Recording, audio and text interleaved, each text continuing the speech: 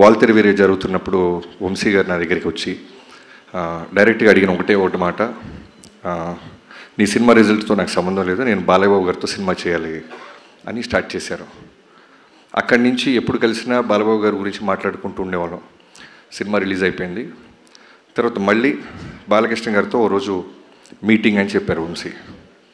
సరే ప్రిపేర్ అయ్యా. నాకు అంతకుముందు ఫస్ట్ టైం నేను బాలకృష్ణ గారిని కలిసింది ఒక 4-5 ఇయర్స్ బ్యాక్ ఎక్కడో పూరి జగన్నాథ్ గారి ఆఫీస్లో ఒక న్యూ ఇయర్కి Jan 1 రోజు పూరి గారు కాల్ చేసి, బాబీ నువ్వు అర్జెంటుగా రా, నీకు ఒక ఎక్స్ట్రాడినరీ పర్సన్ని పరిచయం చేయాలి అన్నారు.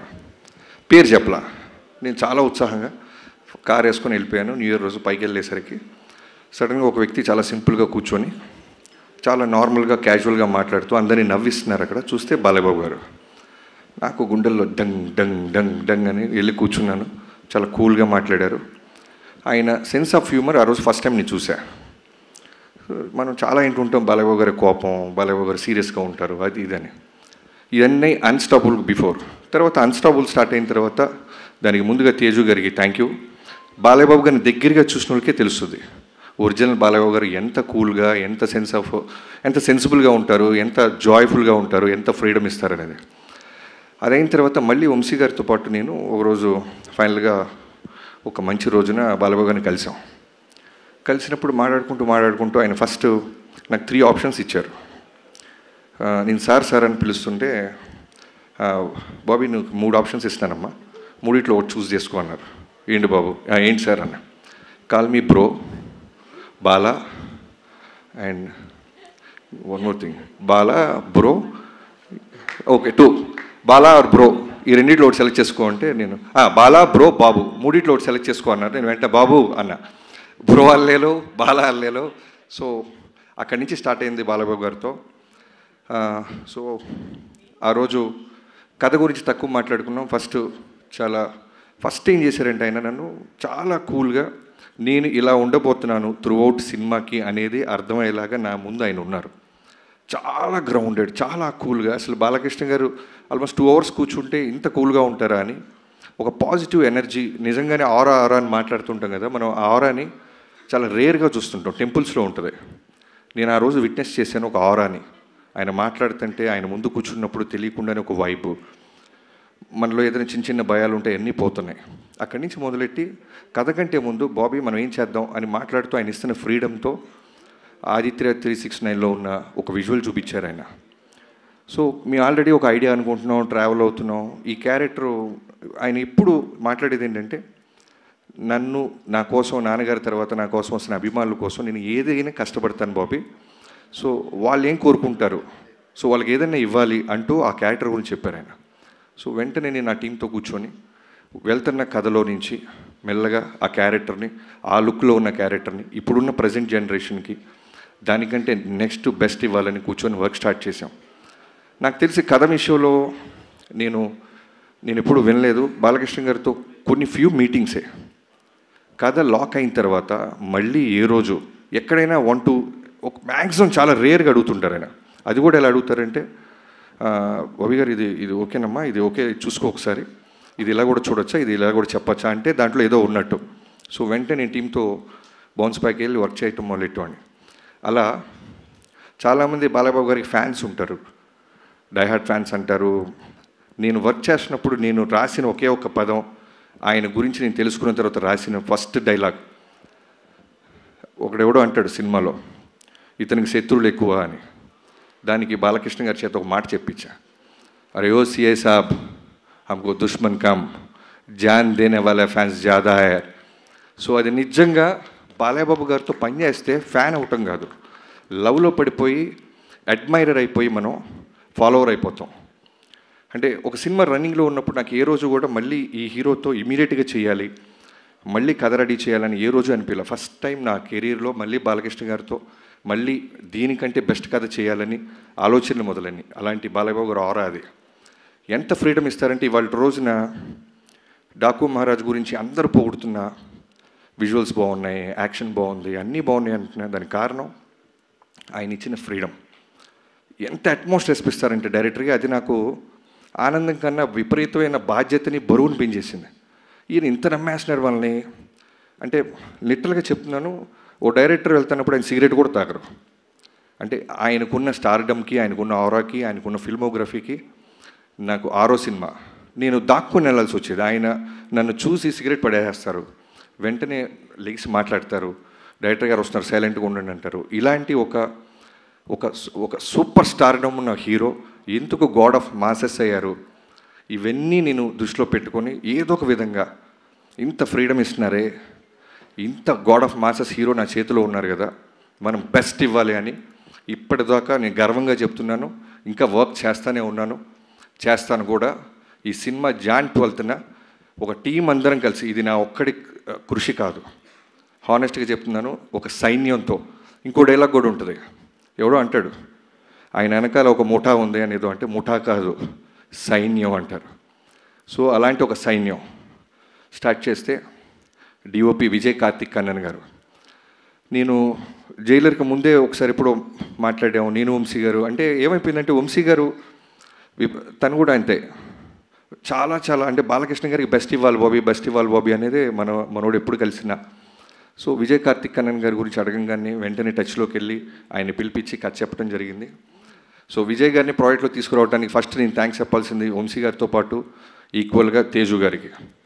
సో నేను తేజు గారికి చెప్పి ఫిల్మోగ్రఫీ అంతా పంపించి, నేను వంశీ గారు ఇలా అనుకుంటున్నాం, ఒక కలర్ ప్యాలెట్ మారుద్దాం, నాన్నగారిని అందంగా చూపించాలి. నా స్వార్థం ఏంటంటే బాలకృష్ణ గారిని ది బెస్ట్ లుక్ ఇచ్చాడు బాబీ అనిపించాలి తేజు గారు అంటే. వెంటనే నాన్నగారితో మాట్లాడి విజయ్ గారి ఫిల్మోగ్రఫీ చూపించగానే ఇమీడియట్గానే యాక్సెప్ట్ చేశారు.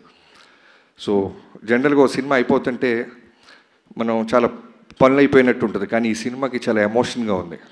ఒక బెస్ట్ డిఓపితో పనిచేశాను, ఒక బ్రదర్ అనాలా, తమ్ముడు అనాలా, అన్న అనాలా.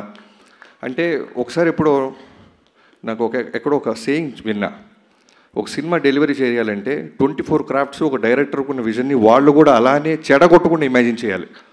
బెటర్ చేయకపోతే పర్వాలేదు కానీ చెడగొట్టకూడదు. సో విజయ్ గారితో మొదలెట్టి నేను కథ అనుకున్నది ప్రతిరోజు, అంటే షూటింగ్కి జనరల్గా వచ్చే డిఓపిస్ని చూస్తాం, కానీ రైటింగ్ కూడా వచ్చేవాడు విజయ్ గారు.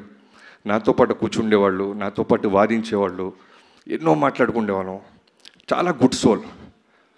సో ఇప్పటిదాకా నా కెరీర్ లేని బెస్ట్ ఎందుకు వచ్చిందంటే, నా కథని ఫస్ట్ టైం ఆయన ఐస్తో చూశాడు. బాబీ గారు ఏంట్రా గొడవ పడుతున్నాడు, ఇదా వీడికి కావాల్సిందే అని. First day I still remember Balayya Babu గారి మీద ఒక షాట్ పెట్టాం మనం వెంకట్ మాస్టర్ నేతృత్వంలో. ఆ రోజు అనుకున్నా I took a biggest nice decision. Thank you so much bro, I love you so much. ఈ డాకు మహారాజ్ అనేది నీ కెరీర్స్ బెస్ట్, నా కెరీర్స్ బెస్ట్.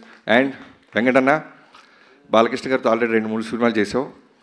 సో చెప్పాను కదా బెస్ట్ ఇవ్వాలి అని, వాళ్ళని కూడా రైటింగ్ టేబుల్ మీదకి పిలిచేవాడిని. సో తను కూడా మాతో పాటే కూర్చొని మిగతా సినిమాలు చాలా సినిమాలు క్యాన్సిల్ చేశాడు బాబు మన సినిమా కోసం. తను డేట్స్ ఎగ్గొట్టి బాలకృష్ణ గారికి బెస్ట్ ఇవ్వాలని ఎన్నో సిట్టింగ్స్కి వచ్చి నీ బెస్ట్ ఇచ్చావన్నా. సో ఇంటర్వెల్, ఇంట్రడక్షన్, సెకండ్ హాఫ్లో శాండ్ స్టామ్, ఊచకోత థియేటర్లో అరాచకం, ఇవన్నీ చిన్న పదాలు చూసి ఫీల్ అయ్యి ఇప్పటికీ ఒక 200 సార్లు చూసి ఉంటాం. మా అందరికి అదే వైబ్రేషన్ వస్తుంటే డెఫినెట్లీ తెలుగు ప్రేక్షకుల గురించి నాకు తెలుసు. నిజాయితీగా వర్క్ చేస్తే వాళ్ళు ఇచ్చే ఆదరణ, రెస్పెక్ట్. అలానే తమనన్నా వెళ్ళిపోయారా అన్న, నువ్వు అక్కడికి వెళ్ళాలన్నా, నీకు వర్క్ ఉందన్నా. చెక్ అన్న అన్న ఇక్కడ మైక్ ప్రెస్ వాళ్ళు ఉన్నారు కాబట్టి అన్న. ఆయనకైనా చిన్నవాడిని గురు లైఫ్లో, పెద్ద పెద్ద మాటలు లైఫ్లో ఉన్నా. నాకంటే తర్వాత పుట్టేవన్నా నువ్వు? అవును, డెఫినెట్గా. ఓకే, తర్వాత మీ మదర్తో మాట్లాడతాను. సో ఆల్రెడీ బాలయ్య బాబు గారిది, తమన్ గారిది కాంబినేషన్ తెలుసు. సో ఈ సినిమాకి ఏంటంటే మోర్ దెన్ సాంగ్స్, అంటే ఈక్వల్గా సాంగ్స్తో పాటు నాకు కావాల్సింది విపరీతమైన బ్యాక్గ్రౌండ్ స్కోర్. బాలయ్య బాబు గారి మీద మేము తీసిన విజువల్స్ అయి ఉండొచ్చు, మేము ఖర్చు పెట్టిన లొకేషన్ సెట్స్ అయి ఉండొచ్చు, సాలిడ్ ఒక ఇంగ్లీష్ బీజిఎమ్స్ ఏదో ఉండాలి. ఎక్కడో తమిళ సినిమాలు చూసి మనం వాళ్ళ రెఫరెన్స్లు మనం వింటున్నామే, మనవి కూడా రెఫరెన్స్లు అవ్వాలి కదా, మన సినిమా ఎందుకు అవ్వకూడదని తమన్ గారిని కలిసాం. సో తమన్ గారు నిజంగా చెప్తున్నాను, ఇందాక నేను బాలబాబు గారు అదే మాట్లాడుకుంటున్నాను, స్పీకర్, అంత పెద్ద స్పీకర్ నేల మీద పడింది. సో థియేటర్లలో జాగ్రత్త, స్పీకర్ల కింద కూర్చున్నోళ్ళు జాగ్రత్త, మేమైతే బాధ్యతలం కాదు. అంత బెస్ట్ ఇచ్చామన్నా. అండ్ యుగేంద్ర గారు, అదే చెప్తున్నాను కదా, ఒక సైన్యంగా మన బాలబాబు గారు అందంగా చూపించాలి, బెస్ట్ ఇవ్వాలని వెళ్తాను. నాతో పాటు వచ్చిన సైన్యంలో యుగేంద్ర గారు ది బెస్ట్ వర్క్ ఇచ్చారు. శాండ్ స్టామ్ అది క్రియేట్ చేయటం. ఒక జనరల్గా యానిమల్స్ జోలికి, ఫైర్ జోలికి, వాటర్ జోలికి వెళ్ళకూడదు సినిమాలో. చాలా కష్టమైన క్రాఫ్ట్స్ అవి. ఎగ్జాక్ట్గా మనం అచీవ్ చేయలేకపోతే ఇప్పుడు వస్తున్న సోషల్ మీడియా చూస్తున్నాం, ఖాళీగా ఉన్న వాళ్ళందరూ దాని మీద పడిపోతారు. అలాంటిది యుగంధర్ గారు ది బెస్ట్ ఇచ్చారు. యుగంధర్జీ, నేను ఎందుకు ఇందాక మీరు మాట అన్నారు, బాబీ చాలా స్పేస్ ఇస్తున్నాడు కెమెరామ్యాన్కి, ఎడిటర్కి, మాస్టర్కి, మీకు అంటే, అది నేను బాలబాబు గారి దగ్గర చూసా. ఆయన కథ నమ్మిన తర్వాత డైరెక్టర్కి వదిలేస్తారు. అంటే అలా వచ్చి కూర్చొని పొద్దున్నే 7 6 వచ్చి కూర్చొని ఎండైనా, వానైనా, వర్షమైనా, తుఫానైనా, ఏమైనా సరే, ఇందాక చాలా మంచి రిఫరెన్స్ చెప్పావు బ్రో. ఫైర్లో చేసాం, స్పార్క్స్ పడుతున్నా కళ్ళార్పరు. శాండ్ స్టామ్ విపరీతమైన చుట్టూ ప్రొఫైలర్స్ పెట్టి గుర్రం నుంచి బాలబాబు గారిని తీసుకొస్తుంటే కన్నార్పరు. వర్షం పడుతున్నా అలానే ఎంత ఇంటెన్స్గా ఉంటారంటే చేసి మళ్ళీ దగ్గరికి వచ్చి మీకు ఓకేనా. తర్వాత చాలా గుడ్ క్వాలిటీ ఏంటంటే బాలబాబు గారికి డ్రామాలు ఇష్టం ఉండవు, ఓవర్ యాక్ట్ చేయకూడదు ఎవడు. అది నేను 3-4 డేస్లో అర్థమైపోయింది. మనం వెళ్ళిపోయి బాబు బాబు అంటే ఆయన నచ్చదు. అలానే ఫ్యాన్స్ ఎవరైనా వచ్చి కాళ్ళ మీద పడుతుంటే నచ్చదు. మీరు మీ పనులు చేసుకోండి, మా పనులు మేము చేసుకుంటాం. అంతగా ఫ్యాన్స్ని ప్రేమిస్తారు ఆయన. అవుట్డోర్స్కి ఫ్యాన్స్ వస్తే తిడతారు, ఎందుకు ఇంత దూరం వచ్చారు, మీకు పనులు ఉన్నాయి కదా, జాగ్రత్తగా వెళ్ళండి దారిలో అని. సో మిగతా నా రైటింగ్ టీం, బాబాయ్ మోహన్ కృష్ణ గారు, మీరు మీకు తర్వాత చెప్తాం. మీరు బాలకృష్ణ గారితో మీరు వేసిన జోకులన్నీ చాలా ఉన్నాయి, రికార్డ్ చేసాం, అన్నీ తర్వాత ప్లే చేస్తాం. సో మోహన్ కృష్ణ గారు నాది ఆల్మోస్ట్ నా 2003 నుంచి నా జర్నీ. ఒక రక్త సంబంధం లేకపోయినా బాబాయ్ అని పిలవటం మొదలెట్టాను. నాతో పాటు నిరంతరం నాతో పాటే ఉంటాడు ఆయన. ఆయన కొడుకు ఎదుగుతుంటే ఎంత ఆనందపడతాడో నాలో ఆయన కొడుకుని చూసుకుంటాడు. అలానే చక్రి నా ఫ్రెండ్, నాతో పాటు త్రూ అవుట్ సినిమాలో ఉన్నాడు. ఫ్యామిలీకి నాలాగే దూరంగా ఉన్నాడు, ఎన్నో ఎఫర్ట్స్ పెట్టాడు. బాలబాబు గారికి బెస్ట్ ఇవ్వాలి, బాలబాబు గారు బెస్ట్ ఇవ్వాలి, మా బాబాకి బెస్ట్ ఆపర్చునిటీ వచ్చింది అని. And Vineet, thank you so much. Teasers, promos, posters అన్నీ ఎన్నో బాధ్యతలు తీసుకొని నువ్వు టిల్ డేట్ ఎక్స్ట్రాడినరీగా మనం రిలీజ్ చేస్తున్నావు. చాలా స్పీచ్ పెద్దదైపోతుంది గైస్. నిజం చెప్తున్నా, ఈ సినిమాకి చాలా ఫంక్షన్స్ ఉంటాయి. ఇవాళే చెప్తున్నాను, ఎవరైనా ఉంటే మార్క్ చేసుకోవచ్చు. వీడింత బిల్డప్ ఇచ్చాడు ఎక్కడన్నా ప్రమోషన్స్ అని. అనంతపూర్ మేము రాకపోవడానికి కారణం బాలయ్యబాబు గారు తిరుపతిలో జరిగిన ఇన్సిడెంట్కి ఇమీడియట్గా రియాక్ట్ అయ్యి, ఇలాంటి టైంలో మనం సెలబ్రేట్ చేసుకోవటం న్యాయం కాదు బాబీ, నా ఫ్యాన్స్ అర్థం చేసుకుంటారు. వాళ్ళు ఎంతో ఖర్చు పట్టారు, ఎంతో కష్టపడ్డారు. ఆల్మోస్ట్ 3-4 డేస్ నుంచి ఒక పండగగా వాళ్ళ దేవుడు వస్తున్నట్టు వాళ్ళందరూ రెడీ అయిన వాళ్ళు ఒక్క బాలయ్యబాబు గారు ఫోన్ కాల్తో ఎవరు నెగిటివ్ అవ్వలేదు, ఎవరు అప్సెట్ అవ్వలేదు. సినిమా కోసం ఆగారు. ఒక ఎమ్మెల్యేగా బాలయ్యబాబు గారి మనసు అది, ఒక క్యాన్సర్ హాస్పిటల్ అధినేతగా బాలయ్యబాబు గారి మనసు అది అని అర్థం చేసుకున్నారు. నేను ఎక్కడో ఇంటర్వ్యూలో కూడా చెప్పాను, బాలయ్యబాబు గారి ఫ్యాన్స్ బాలయ్యబాబు గారు లాగే ఉంటారు, చాలా వరకు స్ట్రైట్ ఫార్వర్డ్. నచ్చినా నచ్చపోయినా, లైక్ ఎగ్జాంపుల్ వంశీ, తనకు నచ్చిన ప్రమాదమే, నచ్చపోయిన ప్రమాదమే. నచ్చితే పెద్ద పెద్ద స్టేట్మెంట్ చేస్తాడు, భయవేస్తుంటుంది. నచ్చకపోయినా అలానే ఉంటుంది. వంశీ గారు ఎంత ఫ్రీడమ్ ఇస్తారంటే, మా 130 రోజులు షూటింగ్ జరిగితే నాకు తెలిసి హార్డ్లీ ఒక 5-6 టైమ్స్ వచ్చి ఉంటారండి. యావిడికి రమ్మంటే పర్లేదు గురువు మీరు చూసుకోండి అంటారు. సినిమా అంతా రెడీ అయిన తర్వాత రావటం మొదలెట్టాడు. అంత స్పేస్, అంత ఫ్రీడమ్ ఇచ్చేవాడు వంశీ గారు. Thank you so much.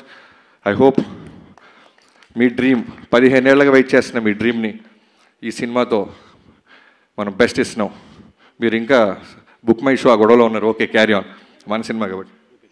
అలానే editors Niranjan, thank you Niranjan, thank you so much, మీకు నిద్ర లేకుండా చేస్తున్నాను. అలానే Reuben bro, thank you so much. నువ్వు ఈ సినిమాకి ఇచ్చిన బెటర్మెంట్ కట్ చాలా చాలా హెల్ప్ అయింది. అంటే సినిమాని చాలా పై స్థాయికి తీసుకెళ్ళింది. అండ్ శేఖర్ మాస్టర్ గారు and Shankar master, thank you so much. And Avinash Kolla గారు, నేను ఫస్ట్ టైం అవినాష్ గారితో పనిచేస్తున్నాను, ఆర్ట్ డైరెక్టర్. అంటే చెప్పాను కదా, నేను జనరల్గా దేవుణ్ణి, ముహూర్తాన్ని నేను నమ్ముతాను, కానీ బాలబాబు గారిని చూసిన తర్వాత వాటి వైబ్రేషన్ నిజంగానే నాకు అర్థమైంది. ఏ ముహూర్తాన ఆయన కథ విన్నారో, ఏ ముహూర్తాన్ని ఆయన సినిమా పూజ ముహూర్తం పెట్టారో నాకు తెలియదు. ఆ రోజు నుంచి అన్నీ ఈ సినిమాకి పాజిటివ్ జరుగుతూనే ఉన్నాయి. అలానే అవినాష్ గారు one of the best art director. ఏ రోజు కూడా మాకు ఇది కాదు, ఇది అవ్వదు అని లేదు.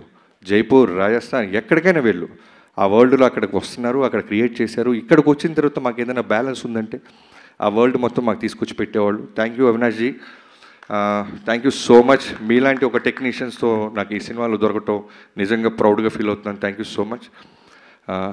స్టేజ్ మీద ఉన్న మిగతా హీరోయిన్స్ అందరికీ, ప్రజ్ఞ, థ్యాంక్ యూ సో మచ్ ప్రజ్ఞ. నువ్వు ఎప్పటి నుంచో మనం మాట్లాడుకుంటున్నాం, కానీ ఎప్పుడు కథలో నేను అనుకున్న క్యారెక్టర్కి తను ఎప్పుడు నేను అప్రోచ్ అవ్వలేకపోయాను. ఎగ్జాక్ట్గా ప్రజ్ఞకి నేను కాల్ చేసినప్పుడు నేను ఇప్పటికీ నాకు ఆ వైబ్రేషన్ వస్తుంది. తను తిరుమల దేవస్థానానికి వెళ్ళి బయటికి రాగానే నేను కాల్ చేశానంట. సో ఒక సినిమాకి మంచి జరగాలంటే అన్నిటినీ ఆ దేవుడు భగవంతుడు ఇస్తాడనటానికి ప్రజ్ఞ ఒక one of the example. Thank you Pragya. Okay, thank you. అలానే శ్రద్ధ, ఈ సినిమాలో నీ క్యారెక్టర్ గురించి ప్రీ రిలీజ్ ఫంక్షన్స్లో తక్కువ మాట్లాడాలి, ఎందుకంటే I can't reveal it, but you are the best, the best చేసావు. ఎంత ఓపిక్గా ఎన్ని సైన్లైనా సరే డైరెక్టర్ గారికి మీకు ఓకేనా, చిన్న వాయిస్ పెంచాలన్నా, డౌన్గా మాట్లాడానన్నా, thank you so much. And Urvashi అనగానే జనరల్గా సాంగ్స్ కోసం పిలుస్తారు, ఐటమ్ సాంగ్ చేసి పంపిస్తారు, ఇలా అనుకుంటున్న ఊర్వశిని మేము నిజంగానే ఈ సినిమాలో ఒక కీ క్యారెక్టర్గా వాడాం. చాలా చాలా అందంగా చూపించాం, చాలా బాగా చేసిన అమ్మాయి. Thank you Urvashi. ఈ సినిమాతో నువ్వు ఇంకా పెద్ద సినిమాలు చేస్తావని నేను నమ్ముతున్నాను. అండ్ ఈ సినిమాలో చాలామంది క్యాస్టింగ్ క్రూ ఉన్నారు, లైక్ చాందిని చౌదరి, తను హీరోయిన్గా చేసినా సరే మేము ఒక ఇంపార్టెంట్ క్యారెక్టర్ ఉందనగానే మా సినిమా పట్ల బాలయ్యబాబు గారి పట్ల ఉన్న రెస్పెక్ట్కి తను యాక్సెప్ట్ చేసి సినిమాలో చిన్న క్యారెక్టర్ అయినా చేసింది. అండ్ బాబీ డియోల్ గారి గురించి చెప్పాలంటే, మేము ఏదైనా డెసిషన్ తీసుకునే ముందు ఫస్ట్ వన్స్ మేము లాక్ అయ్యే ముందు నేను వంశీ గారు బాలయ్యబాబు గారి దగ్గరికి వెళ్ళినప్పుడు ఒక 4-5 పేర్లు చెప్తుంటే ఆయన వెంటనే సడన్గా బాబీ డియోల్ కరెక్ట్ బాబీ అన్నారు. నాకు బాబు అన్న, బాబీ డియోల్ 100% కరెక్ట్ బాబీ గారు, ఒకసారి మీరు ఆలోచించండి, మీరు చెప్తున్న ఈ క్యారెక్టరేషన్కి ఆర్క్కి పర్ఫెక్ట్గా ఉంటాడు, ఇమీడియట్గా మీరు టచ్లోకి వెళ్ళండి, లేట్ చేయొద్దు అన్నారు. సరే మేము 2 రోజులు టైం పడుతుంది, మళ్ళీ కాల్ చేశారు, బాబీ మీరు వెళ్ళారమ్మా బాబీ డియోల్కి టచ్లోకి, బాబు రేపు వెళ్ళండు, లేదు త్వరగా వెళ్ళండి, నా ఇంటెన్షన్ చెప్తుంది ఈ సినిమాకి తను అన్నారు. సరే వెళ్ళాం, కథ చెప్పాం, ఇమీడియట్గా ఈ సెట్ ఓకే. అది మేము చెప్పిన కొన్నాళ్ళకి యానిమల్ సినిమా రిలీజ్ అయ్యి బ్లాక్ బస్టర్ అయింది. సో అప్పుడు అర్థమైంది బాలయ్యబాబు గారు ఎక్కడ ఆయనకి సెన్స్ చేశారు, ఈ సినిమాకి చాలా న్యాయం చేస్తాడు బాబీ. ఆ తర్వాత వెళ్తే అంటే డేట్స్ అలాట్ అవ్వటం కష్టం అవుద్ది, చేయొచ్చు బాబీ డియోల్ గారు, కానీ మేము అనుకున్న డేట్స్కి వస్తాడో రాడో అని ముందే పంపించారు. సో బాబీ డియోల్ గారు ఈ సినిమాలో ఆఫ్టర్ యానిమల్ చాలా చాలా చాలా స్ట్రాంగ్ క్యారెక్టర్ చేశాడు, చాలా చాలా బాగా చేశాడు. Very very very good soul person, బంగారం, పేరుకి విలన్ అయినా సరే చాలా బంగారం. Thank you Bobby ji. తను కూడా నిన్న మాట్లాడాడు, ఈ సినిమాకి చాలా ఫంక్షన్స్ ఉంటే నాకు అర్థమవుతుంది Bobby, I definitely come to Anantapur అన్నారు. వీఆర్ లుకింగ్ ఫార్వర్డ్ బాబీ గారు. అండ్ ఎవరైనా మర్చిపోతే నాకు క్షమించాలి. ఇక్కడ స్టేజ్ మీద నాకు రాగానే ఇందాక కొంతమందిని చూస్తే మనకి జనరల్గా చిన్న పోలీసు చూడగానే దొంగకి చిన్న భయం ఉంటుంది, అలా భర్త గారిని చూస్తే నాకు చిన్న చలక్క పెడుతుంది. ఎందుకంటే బాలయ్యబాబు గారు కథ ఓకే అన్నారు, క్యారెక్టర్ ఏదో ఆయనకి పెద్ద కథ కూడా వింటారు, ఆయన ఒక క్యారెక్టరు, ఫ్యాన్స్ ఎలా మనల్ని ఎక్స్పెక్ట్ చేస్తుంటారు వాటి మీద ఫోకస్ చేస్తారు. ఓ రోజు ఎప్పుడు తేజు గారు టచ్లోకి వచ్చి బాబీ గారు ఒకసారి కథ విందామా అన్నారు. బాలయ్యబాబు గారు ఓకే అన్నారు, పిల్లలదేముందని సరదాగా వెళ్ళిపోయా, కథ చెప్పడం మొదలెట్టా. అంతా అయిన తర్వాత నవ్వారు, అన్నీ అయిపోయిన తర్వాత మెల్లగా పిన్ పాయింట్ స్టార్ట్ చేశాడు భర్త గారు. నాకు లోపల అర్థమవుతుంది, అమ్మో ఎవరు చాలా మాస్టర్ లాగా ఉన్నాడు బాబు అని. కొంతమంది అడుగుతుంటే అర్థమైపోద్ది, అడగాలి కదా అని అడుగుతారు, బట్ మనం రెస్పెక్ట్ ఇస్తాం, చాలా విన్నట్టు వినయంగా నటిస్తాం. కానీ సీరియస్గా చెప్తున్నాను బ్రదర్, ఆ రోజు నువ్వు అడిగిన పాయింట్స్ నిజంగానే చాలా ఎక్స్ట్రాడినరీ క్వశ్చన్స్ అడిగాడు. సో అవన్నీ నేను వచ్చి టీంతో, నాకున్న అలవాటు ఏంటంటే వెంటనే ఎవరు అడిగినా సరే నేను ఎందుకు అడుగుతున్నారు కామన్గా ఈ పాయింట్ అని వచ్చి టీంతో కూర్చొని నా టీంతో వర్క్ చేస్తాను. అలా వర్క్ చేసిన తర్వాత చాలా బెటర్మెంట్స్ జరిగినాయి. ఆ తర్వాత ఎప్పుడో తేజు గారికి నేను టీజర్ ఏదో రెడీ అయింది చూస్తారా అంటే భర్త గారు కూడా వస్తున్నారన్నారు. మళ్ళీ టెన్షన్, అమ్మో వస్తున్నా, ఇప్పుడు ఆల్రెడీ సినిమా తీసేసాం చూసేమంటారా. రాగానే సర్ప్రైజింగ్గా ఒక అరగంట సినిమా చూపిస్తే తెగ ఎంజాయ్ చేశారు, ఆయన నవ్వుతూనే ఉన్నారు. ఆ రోజు ఫిక్స్ అయిపోయా, ఈ సినిమా బ్లాక్ బస్టర్. ఎందుకంటే ఆయనలో మాస్ ఆడియన్ ఉంటాడు, చాలా చాలా చాలా సెన్సిబుల్, లైక్ అమీర్ ఖాన్ గారి గురించి వింటుంటాం, చాలా రూటెడ్గా పాయింట్స్ పట్టుకుంటారు. సో అలాంటి ఆడియన్ ఉన్నారు. సో థ్యాంక్ యూ భరత్ గారు. మీకు సినిమా నచ్చిన రోజు నేను ఫిక్స్ అయ్యి, నేను నిజంగా గర్వంగా ఆ రోజు నుంచి కొత్త కారుకి అడ్వాన్స్ కూడా ఇచ్చా. భరత్ గారికి నచ్చిందంటే ప్రపంచానికి నచ్చిందని. సో థ్యాంక్ యూ తేజు గారు, thank you so much. Suma గారు థ్యాంక్ యూ, క్షమించాలి ఇంకేమైనా మర్చిపోతే. నిజంగానే మిక్సింగ్లో ఇంకొక చిన్న వర్క్ ఉంది, నేను బయలుదేరాలి. బాబు థ్యాంక్ యూ సో మచ్. నా లైఫ్లో ఈ cinema Daaku Maharaj with NBK గారు 109 నా లైఫ్లో మర్చిపోలేను. నేను జనరల్గా పెద్ద పెద్ద స్టేట్మెంట్స్ ఈను, తొడలుగా కొట్టను. మీకోసం స్టేజ్ మీద సక్సెస్ రోజు తొడ కొడతా బాబు. తొడ కొట్టే సినిమా తీసాం, మిమ్మల్ని అందంగా చూపించాం, మిమ్మల్ని ఎమోషనల్గా చూపించాం. బాలబాబు గారిలో ఎంత మంచి నటుడు ఉన్నారో మనకు తెలియంది కాదు. సో బాబీ సైడ్ నుంచి ఎక్కడో రవ్వంతా నేను నా సైడ్ నుంచి ఏదో తీసుకురావాలి. బాలబాబు గారితో అందమైన కాస్ట్యూమ్స్ వేయించాలి, బాలబాబు గారితో అగ్రెసివ్ యాక్షన్ చేయాలి. చాలామంది నా ఫిల్మోగ్రఫీలో సినిమాలు చూసి ఇంట్రో బాగా తీస్తావు ఇది అంటారు. సో బాలకృష్ణ గారితో చేస్తున్నప్పుడు నాకేమైపోయిందంటే, నేను మా పాపతో సింగపూర్ వెళ్ళాను 2 years బ్యాక్. నిజంగా ఫస్ట్ టైం లైఫ్లో ఓ పెద్ద జూ ఉంది, సింహాన్ని చూసా. అంటే భయము ఆశ్చర్యం రెండుకి వెళ్ళినాయి. ఓ సింహం ఎంత ఉంటుందా, అది చాలా సైలెంట్గా చూస్తుంటుంది సింహం. మామూలు మిగతా యానిమల్స్లో గొడవ చేయదు, అటు ఇటు జంప్, సెటిల్డ్గా అలా చూస్తుంది. అది అలా ఫాలో అవుతుంది నన్ను, నేను కార్లో ఉంటే. సో దాన్ని చూసినప్పుడు ఏ అయితే వైబ్రేషన్ వచ్చిందో బాలబాబు గారు చూసినప్పుడు అదే వైబ్రేషన్ ఉండేది. చాలా కామ్గా ఉంటారు ఆయన. నువ్వు ఏమి ఇచ్చినా సరే యుద్ధానికి రెడీ అంటే రెడీ అవుద్ది ఆ సింహం. లేదు సైలెంట్గా ఉండంటే సైలెంట్గా కూర్చొని అలా వాచ్ సర్కస్ అలా చూస్తుంటుంది. బట్ మేము డీల్ చేసింది సర్కస్లో సింహాన్ని కాదు, అడవిలో సింహంతో ఒక అద్భుతమైన ఆట ఆడాం. ఆ ఆట Jan 12th రాబోతుంది. మిగతా వాళ్ళందరికీ పేరు ఎవరైనా మర్చిపోతే నాకు క్షమించాలి. Thank you so much.